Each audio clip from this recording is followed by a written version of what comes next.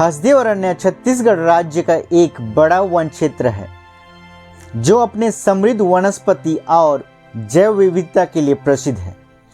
इस क्षेत्र में कोयले का एक बड़ा भंडार भी है जिसके लिए यहाँ खनन की गतिविधियाँ संचालित की जाती है। हसदेव क्षेत्र में खनन का इतिहास पर्यावरणीय मुद्दों और आदिवासी समुदायों की संघर्ष से जुड़ा हुआ है। इसी सप्ताह की बात है जहां स्थानीय लोगों और पुलिस में झड़प हो गई। हसदेव अरण्य खनन और पर्यावरण संरक्षण के बीच संघर्ष का केंद्र बन गया है। नमस्कार दोस्तों, हसदेव अरण्य का यह क्षेत्र छत्तीसगढ़ के कोरबा, सरगुजा और सूरजपुर में फैला हुआ है। इस क्षेत्र में कोयले भंडार की खोज ब्रिटिश शासनकाल में हुई, लेकिन उस समय खनन गतिविधियां समिति बनाई गई थी। स्वतंत्रता के बाद भारत सरकार ने इन खनिज संसाधनों के दोहन पर ध्यान केंद्रित किया। सन 1990 के दशक के अंत में और सन 2000 के दशक के शुरुआत में हसदेव अरण्य क्षेत्र में खनन की गतिविधियां में वृद्धि होने लगी। कोयला खदान के विस्तार और नए खनन परियोजनाओं ने वहां के स्थानीय लोगों पर गहरा प्रभाव डाला। राज्य सरकार और केंद्र सरकार ने मिलकर यहाँ पे खनन करने की अनुमति दे दी, जिससे पर्यावरणीय और सामाजिक संघर्ष उत्पन्न होती है। हसदेव अरण्य में खनन से कई ऐसी समस्याएं उत्पन्न हुई, जैसे वन क्षेत्रों का नुकसान, जल स्रोत का प्रदूषण और वन्य जीवों के आवास का विनाश। साथ ही इन क्षेत्रों में रहने वाले आदिवासी समुदाय के लोगों के लिए यह खनन उनकी संस्कृति और उनके जीवन यापन के लिए खतरा बन गई।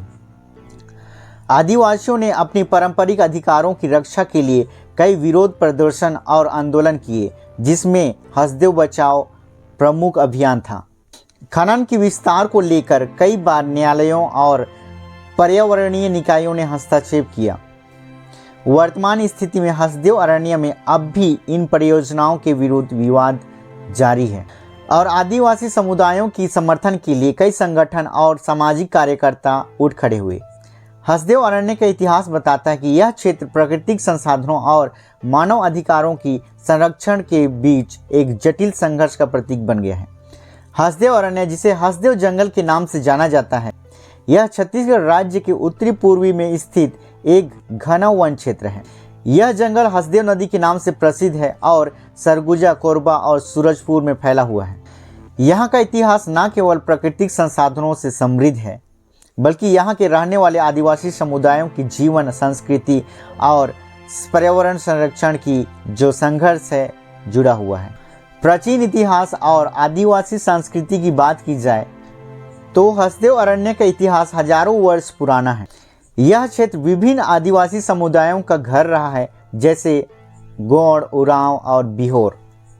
इन समुदायों का जीवन जंगल पर आधारित होता है और वे अपनी पारंपरिक खेती, शिकार और वन उत्पादों पर निर्भर रहते आए हैं। जंगल उनकी सांस्कृतिक पहचान और जीवन शैली का अभिन्न हिस्सा है। यह क्षेत्र भारत की समृद्ध आदिवासी परंपराओं और लोक गाथाओं का केंद्र भी है। हसदेव अरण्य जैव विविधता से भरपूर है और यहाँ सैकड़ों प्रजातियों के वन्यजीव और वनस्पतियाँ हैं। यह जंगल हाथियों के प्रवास मार्ग के रूप से भी जाना जाता है और इनके वन्य जीवों में बाघ, तेंदुआ, भालू और हिरण आदि शामिल हैं। इसके अलावा यहाँ कई दुर्लभ और लुप्त प्रजातियाँ भी पाई जाती हैं। हसदेव अरण्य में खनन का मुद्दा पिछले कई दशकों से केंद्र और राज्य सरकार के बीच चर्चा और विवाद का मुद्दा बना हुआ है। इस क्षेत्र में खनन के लिए किन किन सरकारों ने हस्तक्षेप किए हैं, आइए हम समझते हैं। सन 2000 के दशक की शुरुआत में केंद्र सरकार ने हसदेव अरण्य के क्षेत्र में कोयला खनन की संभावनाओं को ध्यान देना शुरू किया। भारतीय राष्ट्रीय कांग्रेस की सरकार के दौरान राज्य और केंद्र सरकारों ने कई खनन कंपनियों को अनुमति दे दी। उस समय खनन परियोजनाओं के लिए पर्यावरणीय और वन विभाग से मंजूरी प्राप्त की गई थी। हसदेव अरण्य की पर्यावरणीय संवेदनशीलता को मद्देनजर रखते हुए कई सामाजिक कार्यकर्ताओं ने इस खनन के खिलाफ आवाज उठाया। इस समय जयराम रमेश, जो उस समय भारत के पर्यावरण मंत्री थे, उन्होंने हसदेव अरण्य के कुछ हिस्सों को नो गो जोन घोषित कर दिया, जहां खुदाई की अनुमति नहीं दी जा सकती। यह फैसला पर्यावरणीय आधार पर लिया गया था। क्योंकि इस क्षेत्र में खनन से जंगलों और वन्य जीवों पर गहरा प्रभाव पड़ सकता था। सन 2014 में भारतीय जनता पार्टी के नेतृत्व में केंद्र सरकार आने पर खनन की परियोजनाओं को लेकर सरकार की नीति में कुछ बदलाव देखने को मिले।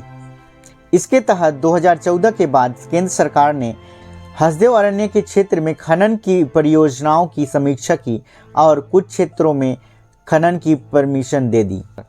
इस समय सरकार विकास और आर्थिक लाभ को ध्यान में रखते हुए कई सारी खनन परियोजनाओं को समर्थन दे दिया।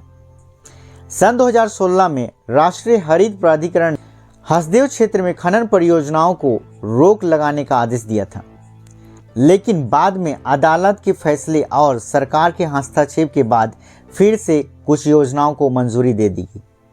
सन 2018 और 2020 के बीच राज्य सरकार और केंद्र सरकार के बीच खनन परियोजनाओं को लेकर बातचीत जारी रही। इस समय छत्तीसगढ़ में कांग्रेस सरकार थी और मुख्यमंत्री भूपेश बघेल ने हसदेव अरण्य में खनन को लेकर आदिवासी समुदायों की चिंताओं को उठाया। इस समय राज्य सरकार ने खनन की अनुमति के खिलाफ कुछ कदम उठाए और केंद्र सरकार से भी इस मुद्दे में पुनर्विचार करने की आग्रह की। हालांकि 2020 में केंद्र सरकार ने कुछ नई खनन परियोजनाओं को मंजूरी दी, जिससे आदिवासी समुदायों और सामाजिक कार्यकर्ताओं के विरोध का सामना करना पड़ा। सन 2021 और 2023 के बीच हसदेव अरण्य में खनन को लेकर विवाद और भी गहरा हो गया। आदिवासी समुदायों ने जंगल के विनाश और जीवन यापन पर इसके असर के खिलाफ व्यापक विरोध प्रदर्शन किया। छत्तीसगढ़ सरकार ने इन विरोधों का समर्थन किया और खनन परियोजनाओं को रोकने की मांग की, जबकि केंद्र सरकार ने अपनी खनन परियोजनाओं की नीतियों पर पुनर्विचार करने से इनकार कर दिया। सन 2022 में आदिवासी समुदायों ने हसदेव बचाओ आंदोलन के तहत बड़े पैमाने पर प्रदर्शन किया, जिसमें राज्य सरकार और केंद्र सरकार से खनन को रोकने की मांग की गई। इस समय राज्य सरकार ने कुछ खनन परियोजनाओं को रोकने का वादा किया, लेकिन पूरी तरह से खनन को समाप्त करने के लिए कोई भी ठोस कदम नहीं उठाए गए। हसदेव अरण्य में खनन का मुद्दा राज्य सरकार और केंद्र सरकार के बीच विवाद का विषय बना हुआ था, जहां मोदी सरकार ने विकास और आर्थिक लाभ के लिए खनन परियोजनाओं को बढ़ावा दिया, वहीं राज्य सरकार और आदिवासी समुदायों ने पर्यावरणीय नुकसान और आदिवासी अधिकारों के संरक्षण के लिए विरोध प्रदर्शन किया। वर्तमान में हसदेव अरण्य विवाद पुनः फिर से गरमाया है, क्योंकि जनवरी 2024 से वनों की कटाई का आरंभ पुनः स्टार्ट कर दिया गया है और इन क्षेत्रों में कोल ब्लॉक के विस्तार के लिए हजारों पेड़ों को काटा जा रहा है और इन क्षेत्रों से ले जाने वाला कोयला राजस्थान सरकार को जा रहा है, जिसे अडानी ग्रुप के द्वारा संचालित किया जा रहा है, जिसका विरोध स्थानीय आदिवासी समुदाय और सामाजिक कार्यकर्ताओं के द्वारा किया जा रहा है। और इसी सप्ताह की बात है जहां विरोध प्रदर्शन के दौरान पुलिस और स्थानीय लोगों में झड़प हो गई।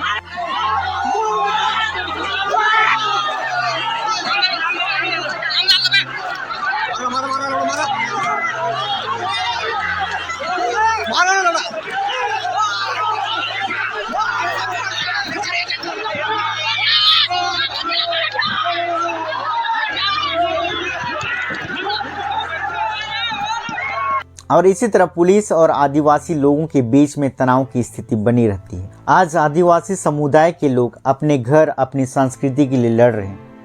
क्या वह गलत है?